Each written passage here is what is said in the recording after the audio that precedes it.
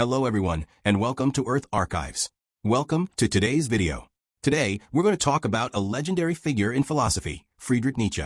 His name is both familiar and full of mystery to many. You might have heard the phrase, God is dead. But do you know what profound philosophical meaning lies behind the statement? Nietzsche's life and thought can be seen as a grand spiritual adventure. He was not only a rebel in philosophy, but also a deep reflector on life. Today, let's take a closer look at the life experiences that shaped this solitary philosophical giant and made him one of the most famous thinkers of the 20th century. From a lonely childhood to the birth of philosophy.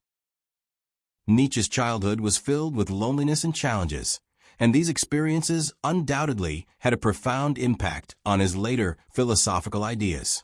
Friedrich Nietzsche was born in 1844 in Aachen, Germany.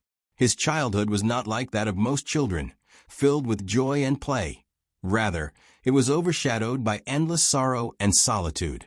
His father died when he was only 5, a tremendous psychological shock for such a young child. Nietzsche's father was a pastor and had high expectations for him, so his death was a particularly devastating loss. This early experience of solitude deeply shaped his understanding of life. After his father's death, Nietzsche's family fell into hardship, and he lived with his mother, sister, and grandmother. While the family was close, the absence of his father made young Nietzsche feel even more disconnected from the world. His mother was a strong and devout woman with deep religious faith, and this made young Nietzsche feel torn. He began to question the traditional teachings of Christianity and would later challenge these ideas in his philosophical journey. These early experiences led him to explore questions about existence, freedom, and meaning in his understanding of the world. Instead of retreating from the loneliness of his childhood, Nietzsche was driven to immerse himself in academics. At the age of 14, he entered a prestigious boarding school, where he began his path of solitary intellectual pursuit. Unlike his peers, who were active in social activities, Nietzsche focused intently on his books, immersing himself in the world of philosophy and literature. Although he was not considered a typical happy child in school, he showed exceptional academic talent. From an early age, Nietzsche exhibited a keen interest in language and classical literature.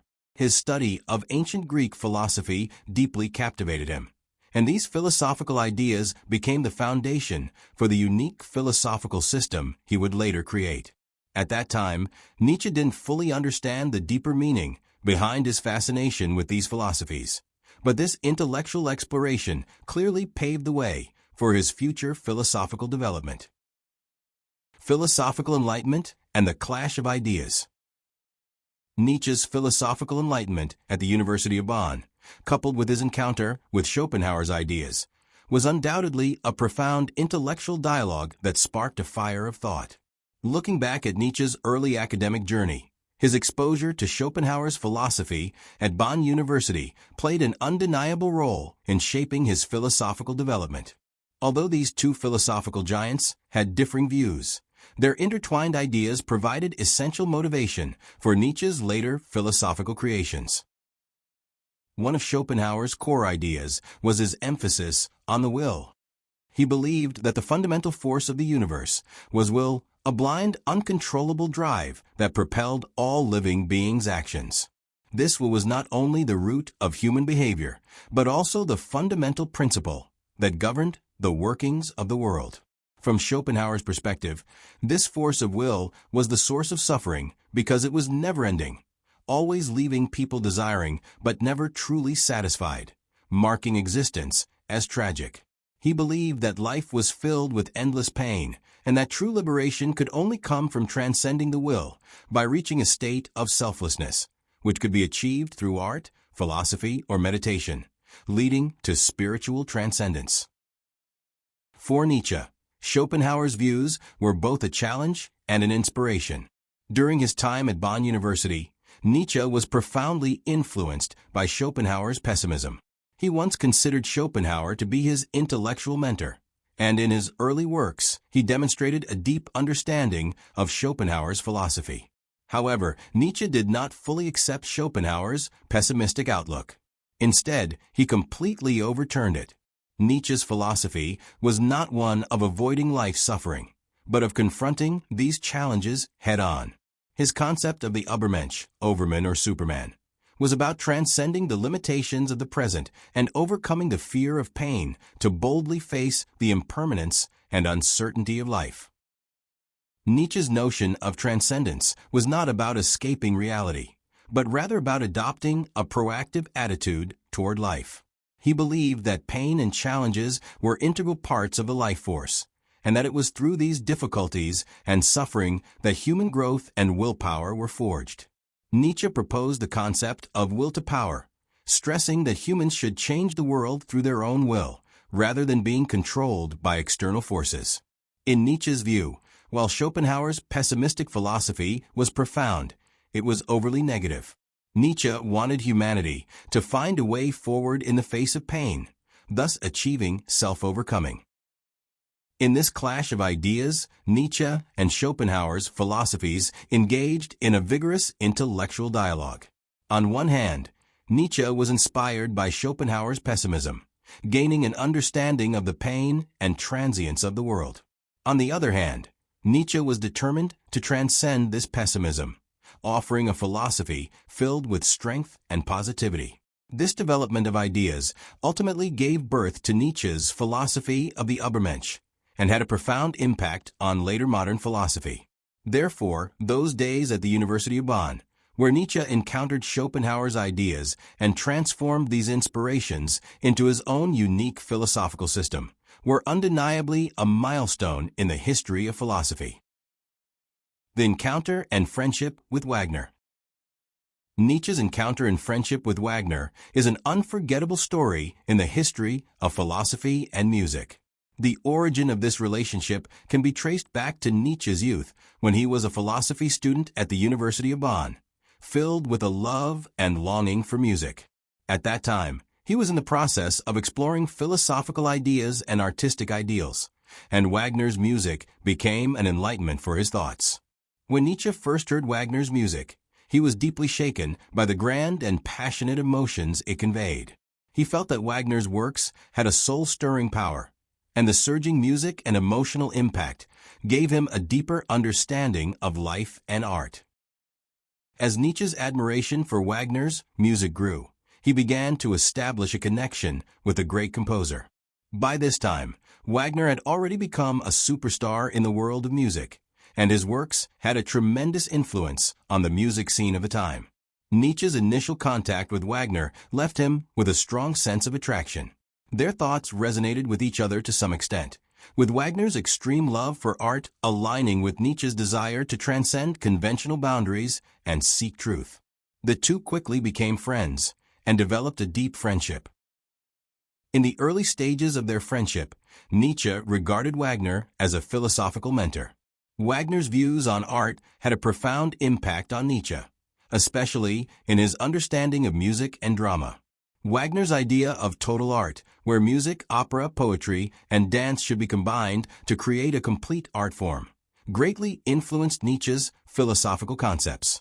Wagner's artistic ideals became an integral part of Nietzsche's early thoughts and pushed him to think about how to combine philosophy with art to achieve a higher level of cultural creation. However, as time passed, Nietzsche's relationship with Wagner began to change.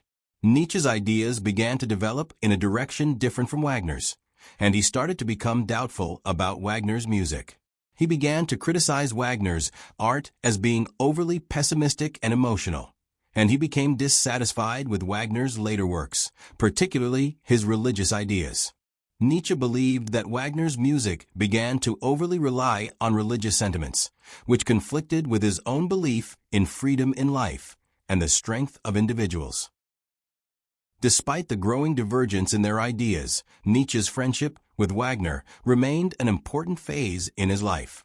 This friendship allowed Nietzsche to be exposed to a broader artistic vision and helped him find inspiration for his philosophical works. Although the two eventually grew distant due to their ideological differences, this relationship had a profound impact on Nietzsche, and Wagner's music and artistic concepts always held a place in his thoughts. Creation in sickness. From the dawn to Thus Spoke Zarathustra. Nietzsche's creative journey is an intertwining of pain and awakening, and Thus Spoke Zarathustra is undoubtedly the pinnacle of this spiritual journey.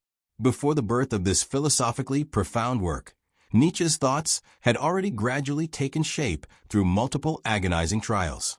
From his early academic explorations to his friendship with Wagner, and ultimately his philosophical revolution, Nietzsche's creative process was filled with countless challenges and struggles, but it was precisely these pains that shaped his unique philosophical system.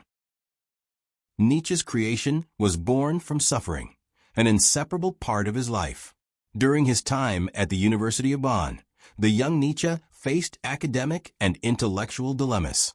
He had intense philosophical clashes with the prevailing schools of thought, such as Schopenhauer's pessimism.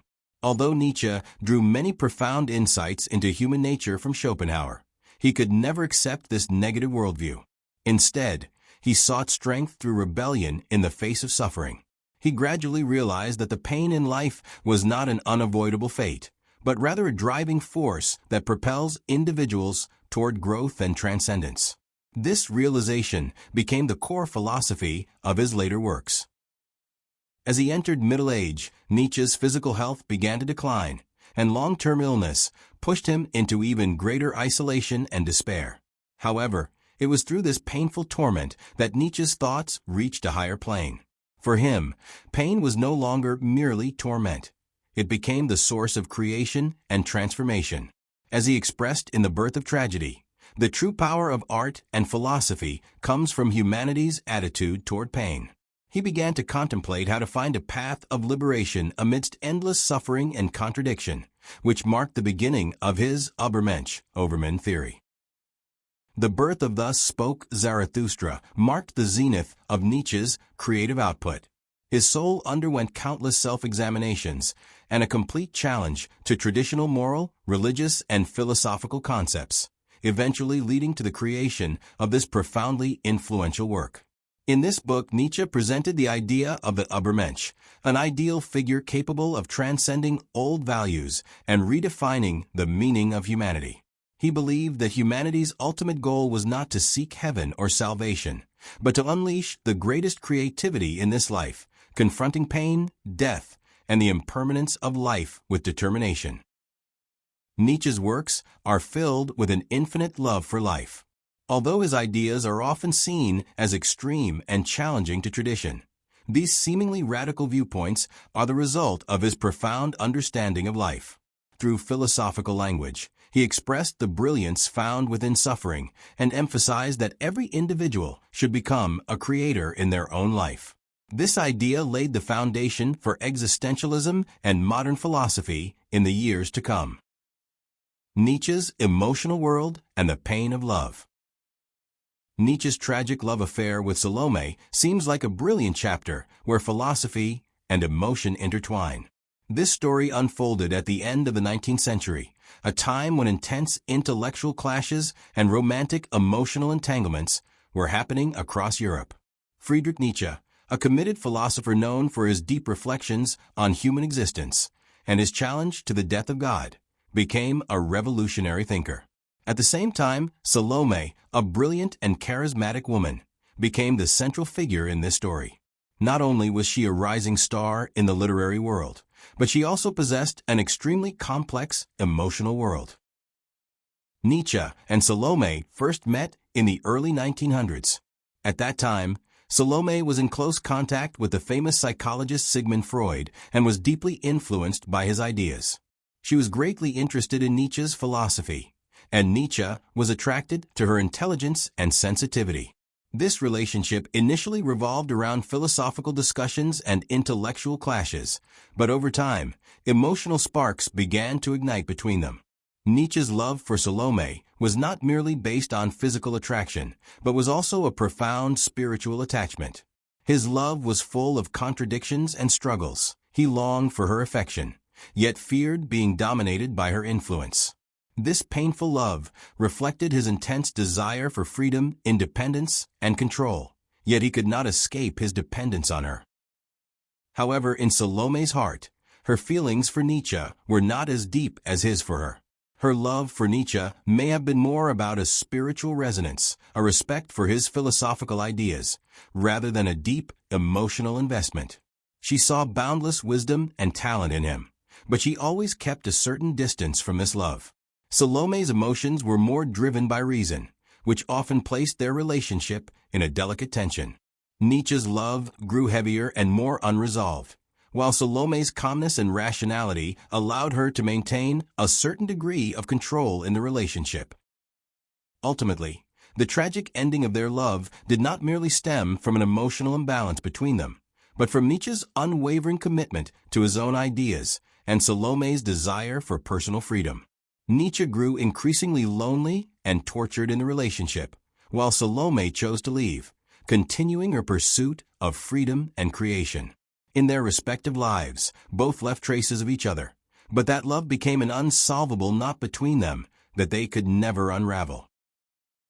From the pinnacle of thought to mental collapse. Nietzsche's later years, from the pinnacle of his philosophical ideas to his eventual mental collapse, undoubtedly mark a tragic turning point in the history of philosophy. As one of the most influential philosophers of the 19th century, Nietzsche's ideas were filled with rebellion and challenge. His works, such as Thus Spoke Zarathustra and Beyond Good and Evil, deeply altered the landscape of Western philosophy. He advocated for the philosophy of the Übermensch, overman, the will to power, and revealed the tragic and absurd nature of human existence. However, this brilliant philosopher entered the final stage of his life, heading toward an irreversible mental collapse. In his later years, Nietzsche's ideas reached their peak. At this point, he had shifted from early idealism to a more profound critique of reality. His writings gradually exposed the ways in which Christianity, morality, and traditional values suppressed human freedom.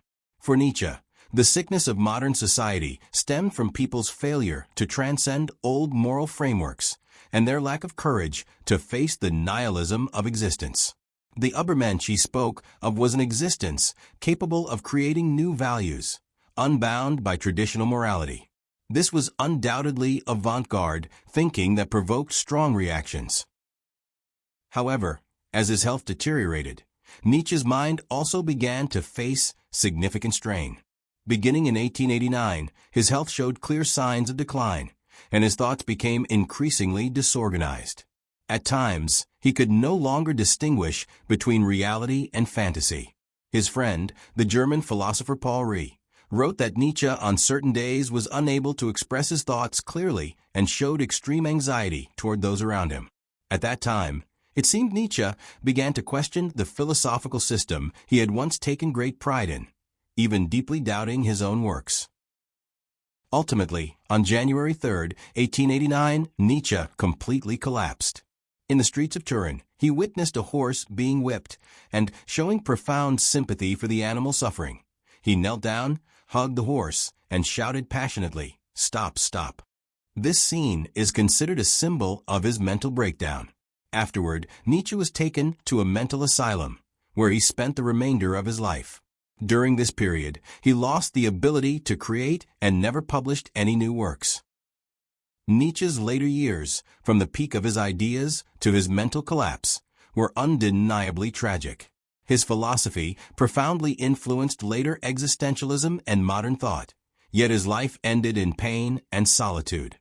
Nietzsche's mental collapse may reflect a deeper aspect of his entire philosophical system. In the process of challenging and transcending himself, he paid an immense price. Nietzsche's eternal light. Friedrich Nietzsche's life can be described as one of great tumult and grandeur.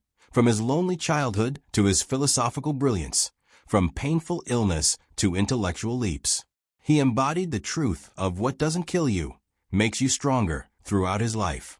Nietzsche's philosophy teaches us that only through inner self-transcendence can we truly find the meaning of life and discover our own eternity. That's all for today's episode. If you're also interested in Nietzsche's philosophy, feel free to leave a comment, and let's discuss it together. Don't forget to like and subscribe. See you in the next episode.